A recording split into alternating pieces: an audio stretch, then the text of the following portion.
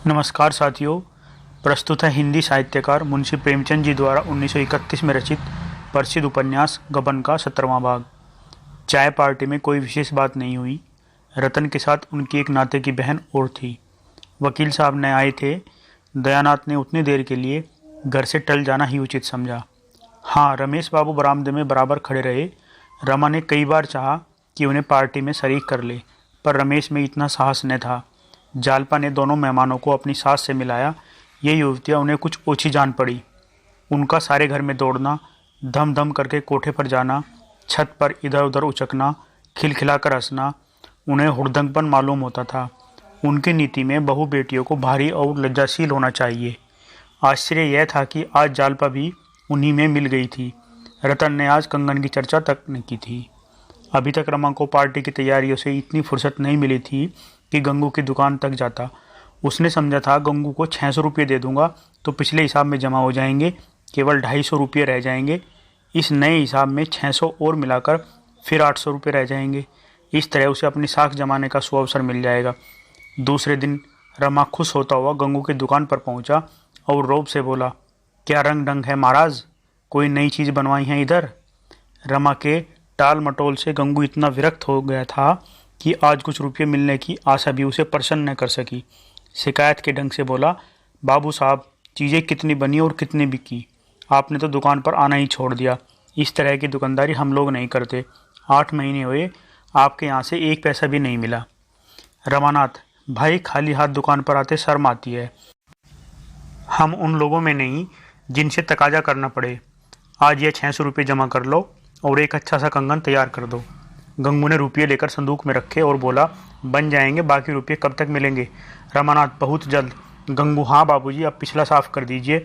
गंगू ने बहुत जल्द कंगन बनवाने का वचन दिया, लेकिन एक बार सौदा करके उसे मालूम हो गया था कि यहाँ से रुपये जल्द वसूल होने वाले नहीं हैं।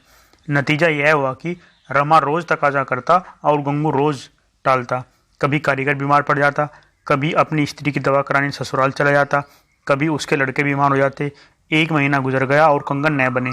रतन के तकाजों के डर से रमा ने पार्क जाना छोड़ दिया, मगर उसने घर तो देख ही रखा था। इस 1 महीने में कई बार तकाजा करने आई।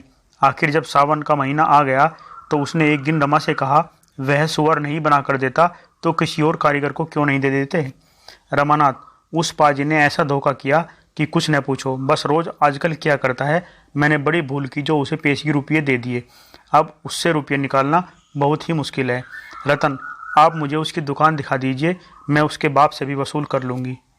ऐसे बेईमान आदमी को पुलिस में दे देना चाहिए। जालपा ने कहा, हाँ और क्या, सभी सुनार देर करते हैं, मगर ऐसा नहीं रुपये डकार जाएं और चीज़ के लिए महीनों दौड़ाएं। रमा ने सिर खुजलाते हुए कहा, आप 10 दिन और सब्र करें, मैं आज ही उससे रुपये लेकर किसी दूसरे सर्राफ को दे दूंगा। रतन, आप मुझे उस बदमाश की दुकान क्यों नहीं दिखा देते, मैं हंटर से बात करूं? रमानाथ, कहता तो हूँ 10 दिन के अंदर आपको कंगन मिल जाएंगे। रतन, आप खुद ही ढील डाले हुए हैं, आप उसकी लल्लो चप्पो की बातों में आ जाते होंगे। एक बार कोड़े पड़ जाते तो मजाल थी कि वो हीले वाले करता। आखिर रतन बड़ी मुश्किल से विदा हुई। उसी दिन शाम को गंगू ने साफ जवाब दे दिया, बिना आधे रुपये लिए कंगन न बन सकेंगे, पिछला हिसाब भी बेबाक हो जाना चाहिए। रमा को मानो गोली लग गई। बोला, महाराज, यह तो भलमान सी नहीं है, एक महिला की चीज़ है। उन्होंने पेशगी रुपये दिए थे, सोचो मैं उन्हें क्या मुँह दिखाऊंगा? मुझसे अपने रुपयों के लिए पुरनोट लिखा लो, स्टाम्प लिखा लो, और क्या करोगे? गंगू, पुरनोट को शहद लगाकर चाटूंगा क्या? 8-8 महीने का उधार नहीं होता, महीना 2 महीना बहुत है। आप तो बड़े आदमी हैं, आपके लिए 500-600 रुपये कौन सी बड़ी बात है? कंगन तैयार हैं। रमा ने दांत पीस कर कहा, अगर यही बात थी तो तुमने 1 महीना पहले क्यों न कह दी? अब तक मैंने रुपये की कोई फिक्र ही की न की। गंगू, मैं क्या जानता था आप इतना भी नहीं समझ रहे हैं। रमा निराश होकर घर लौट आया। अगर इस समय भी उसने जालपा से सारा वृतांत साफ साफ कह दिया होता तो चाहे कितना ही दुख होता, पर वह कंगन उतार कर दे देती। लेकिन रमा में इतना साहस न था। इसमें संदेह नहीं कि रमा को 100 रुपये के करीब ऊपर से मिल जाते थे, और वह किफ़ायत करना जानता तो इन 8 महीनों में दोनों सर्राफों के कम से कम आधे रुपये अवश्य दे देता। लेकिन ऊपर की आमदनी थी तो ऊपर का खर्च भी था। जो कुछ मिलता था सैर सपाटे में खर्च हो जाता, और सर्राफों का देना किसी एक मुश्त रकम की आशा में रुका हुआ था। कोड़ियों में रुपये बनाना वणिकों का काम ही है। बाबू लोग तो रुपयों की कोड़ियाँ ही बनाते हैं। कुछ रात जाने पर रमा ने एक बार फिर सर्राफे का चक्कर लगाया। बहुत चाह किसी सर्राफ को झांसा दूं, पर कहीं दाल न गली। बाजार में बेतार की खबरें चला करती हैं। रमा को रात भर नींद न आई। यदि उसे 1000 रुपये रुक्का लिखकर कोई 500 रुपये भी दे देता आज, तो वह निहाल हो जाता। पर अपनी जान पहचान वालों में उसे ऐसा कोई नजर नहीं आता। अपने मिलने वालों में उसने सभी से अपनी हवा बांध रखी थी। खिलाने पिलाने में खुले हाथों रुपया खर्च करता था। वह किस मुंह से अपनी विपत्ति कहे। वह पछता रहा था कि नाहक गंगू को रुपये दिए। इस समय यदि रमा को कोई भयंकर रोग हो जाता तो वह उसका स्वागत करता। कम से कम 10-5 दिन की मोहलत तो मिल जाती, मगर बुलाने से तो मौत भी नहीं आती। वह तो उसी समय आती है जब हम उसके लिए बिल्कुल तैयार नहीं होते। ईश्वर कहीं से कोई तार ही भिजवा दे। कोई ऐसा मित्र भी नजर नहीं आता जो उसके नाम फर्जी तार भेज देता। वह इन्हीं चिंताओं में करवटें बदल रहा था कि जालपा की आंखें खुल गई। रमा ने तुरंत चादर से मुंह छिपा लिया, मानो बेखबर सो रहा है। जालपा ने धीरे से चादर हटाकर उसका मुंह देखा और उसे सोता पाकर ध्यान से उसका मुंह देखने लगी। जागरण और निंद्रा का अंतर उससे छिपा नहीं रहा। उसे धीरे से हिलाकर बोली, क्या अभी तक जाग रहे हो?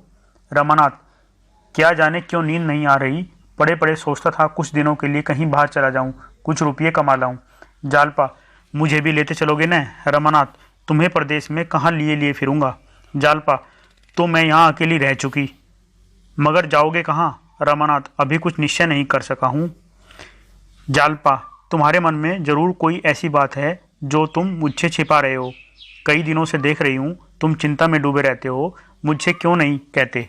जहाँ विश्वास नहीं वहाँ प्रेम कैसे रह सकता है? रमानाथ, यह तुम्हारा भ्रम है जालपा।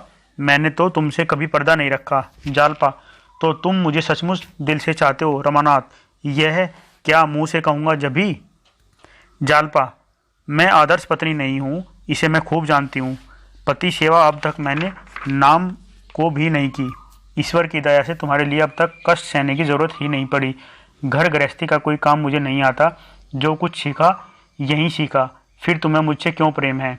बातचीत में निपुण नहीं, रूप रंग में भी ऐसा आकर्षक नहीं। जानते हो मैं तुमसे क्यों प्रसन्न कर रही हूँ? रमानाथ, क्या जाने भाई, मेरी समझ में तो कुछ नहीं आ रहा है।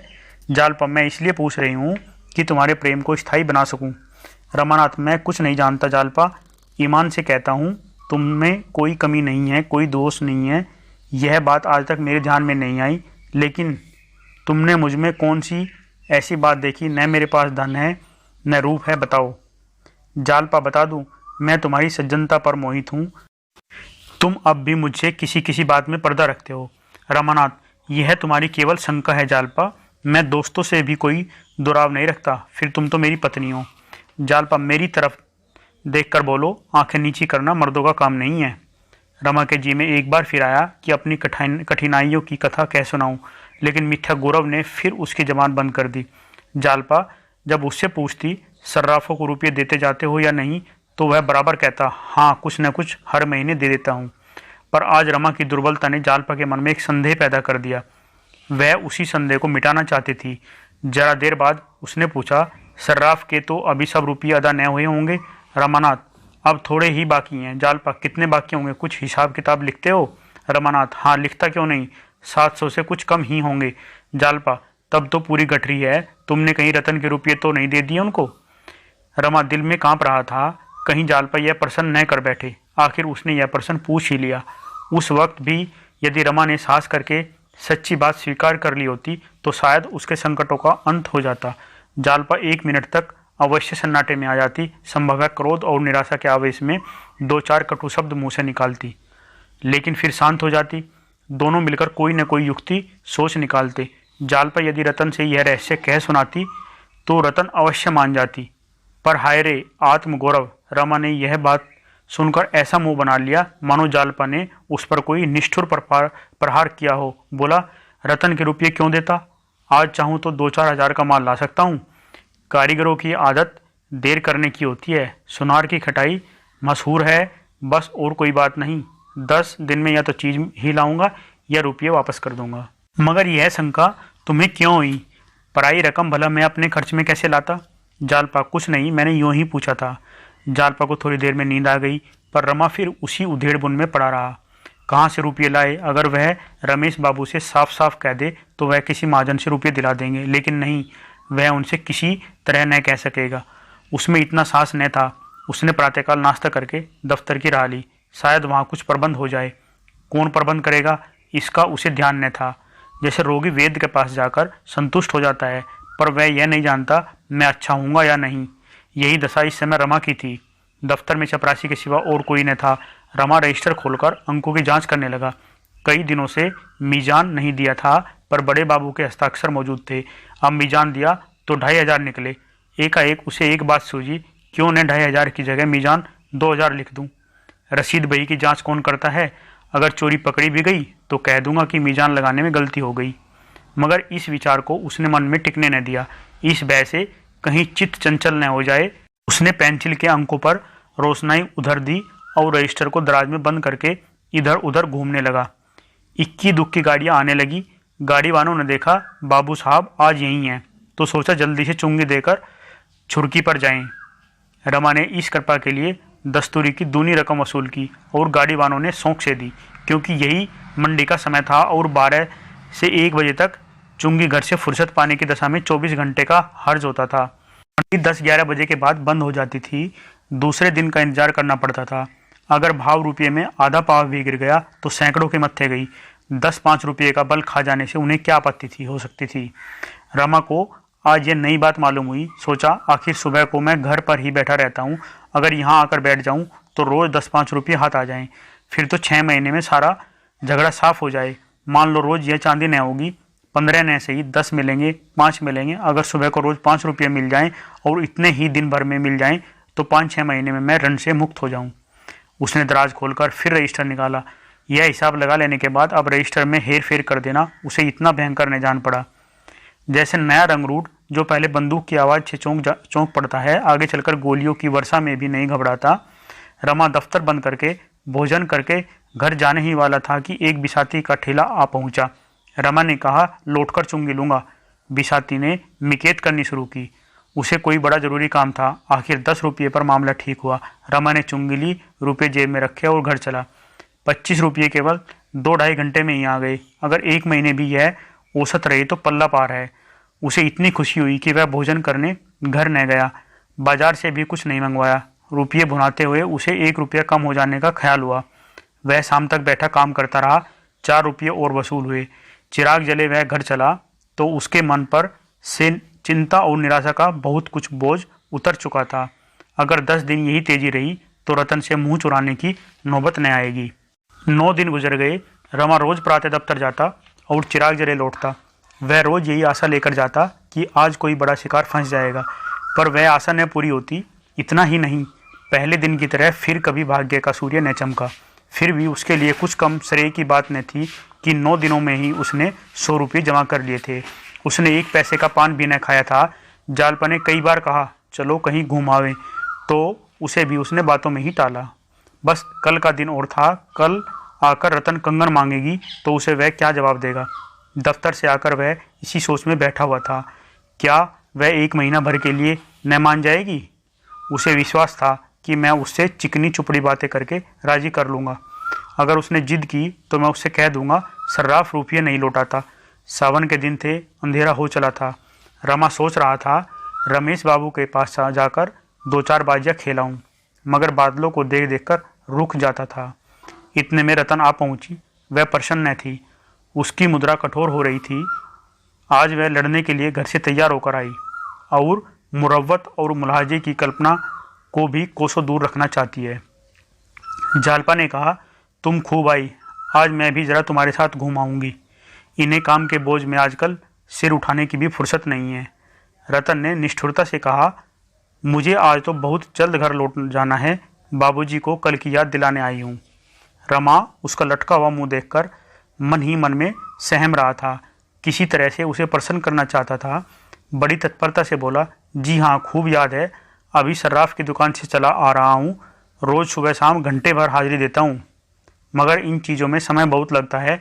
दाम तो कारीगरी के हैं, मालियत देखिए तो कुछ नहीं। 2 आदमी लगे हुए हैं, पर शायद अभी 1 महीने से कम में चीज़ तैयार न हो, पर होगी लाजवाब। जी खुश हो जाएगा आपका। पर रतन जरा भी न पिघली, तिनक कर बोली, अच्छा अभी महीना भर और लगेगा? ऐसी कारीगरी है कि 3 महीने में भी पूरी न हुई। आप उससे कह दीजिएगा मेरे रुपये वापस कर दे। आशा के कंगन देवियाँ पहनती होंगी, मेरे लिए ज़रूरी नहीं है। रमानाथ, 1 महीना लगेगा, मैं जल्दी ही बनवा दूंगा। 1 महीना तो मैंने अंदाजन कह दिया था, अब थोड़ी ही कसर रह गई है। कई दिन तो नगीने तलाश करने में लग गए। रतन, मुझे कंगन पहनना ही नहीं है भाई, आप मेरे रुपये लौटा दीजिए बस। सुनार मैंने भी बहुत देखे हैं, आपकी दया से इस वक्त भी 3 जोड़े कंगन मेरे पास होंगे, पर ऐसी धांधली कहीं नहीं देखी। धांधली के शब्द पर रमा तिलमिला उठा। धांधली नहीं, मेरी हिमाकत कहिए। मुझे क्या ज़रूरत थी कि अपनी जान संकट में डालता? मैंने तो पेशगी रुपये इसलिए दिए थे कि सुनार खुश होकर जल्दी से बना देगा। अब आप रुपये मांग रही हैं, सर्राफ रुपये नहीं लौटा सकता। रतन ने तीव्र नज़रों से देखकर कहा, क्यों? रुपये क्यों न लौटाएगा? रमानाथ, इसलिए कि जो चीज़ आपके लिए बनाई है उसे वह कहाँ बेचता फिरेगा? संभव है साल 6 महीनों में बिक सके। सबकी पसंद एक सी तो होती नहीं है। रतन ने त्योरिया चढ़ाकर कहा, मैं कुछ नहीं जानती। उसने देर की है, उसका दंड भोगे। मुझे कल या तो कंगन ला दीजिए या रुपये। आपसे यदि सर्राफ से दोस्ती है, आप मुहा लीजिए और मुरव्वत के सबब से कुछ न कह सकते हो तो मुझे उसकी दुकान दिखा दीजिए। नहीं आपको शर्म आती हो तो उसका नाम बता दीजिए, मैं पता लगा लूँगी। वाह, अच्छी दिल लगी। दुकान नीलाम करा दूंगी, जेल भिजवा दूंगी। इन बदमाशों से लड़ाई के बगैर काम नहीं चलता। रमा अप्रतिभ होकर जमीन की ओर ताकने लगा। वह कितनी मनहूस गड़ी थी जब उसने रतन से रुपये लिए। बैठे बिठाई विपत्ति मोल ली। जालपा ने कहा, सच तो है, इन्हें क्यों नहीं सर्राफ की दुकान पर ले जाते? चीज़ आंखों से देखकर इन्हें संतोष हो जाएगा। रतन, मैं अब चीज़ लेना ही नहीं चाहती। रमा ने कांपते हुए कहा, अच्छी बात है, आपको रुपये कल मिल जाएंगे। रतन, कल किस वक्त? रमनाथ, दफ्तर से लौटते वक्त लेता आऊँगा। रतन, पूरे रुपये लूँगी, ऐसा न हो कि 100-200 रुपये देकर टाल दें। रमानाथ, कल आप अपने रुपये लेकर चले जाइएगा। यह कहता हुआ रमा मर्दाने कमरे में आया और रमेश बाबू के नाम एक रुक्का लिखकर गोपी से बोला, इसे रमेश बाबू के पास ले जाओ, जवाब लिखाते आना। फिर उसने एक दूसरा रुक्का लिखकर विशंबर दास को दिया कि माणिक दास को दिखाकर जवाब लाएं। विशंबर ने कहा, पानी आ रहा है। रमानाथ, तो क्या सारी दुनिया बह जाएगी? दौड़ते हुए जाओ। विशंबर, और अगर वह घर पर न मिले? रमानाथ, मिलेंगे, वह इस वक्त कहीं नहीं जाते। आज जीवन में पहला अवसर था कि रमा ने दोस्तों से रुपये उधार मांगे। आग्रह और विनय के जितने शब्द उसे याद आए उनका उपयोग किया। उसके लिए बिल्कुल नया अनुभव था। जैसे पत्र आज उसने लिखे वैसे ही पत्र उसके पास कितनी बार आ चुके थे। उन पत्रों को पढ़कर उसका हृदय कितना द्रवित हो जाता था, पर विवश होकर उसे बहाने करने पड़ते थे। क्या रमेश बाबू भी बहाना कर जाएंगे? उनकी आमदनी ज़्यादा है, खर्च कम, वह चाहे तो रुपयों का इंतजाम कर सकते हैं। क्या मेरे साथ इतना सलूक भी न करेंगे? अब तक दोनों लड़के लौटकर नहीं आए। वह द्वार पर टहलने लगा। रतन की मोटर अभी तक खड़ी थी। इतने में रतन बाहर आई और उसे टहलते देखकर भी कुछ न बोली। मोटर पर बैठी और चल दी। दोनों कहाँ रुक गए अब तक?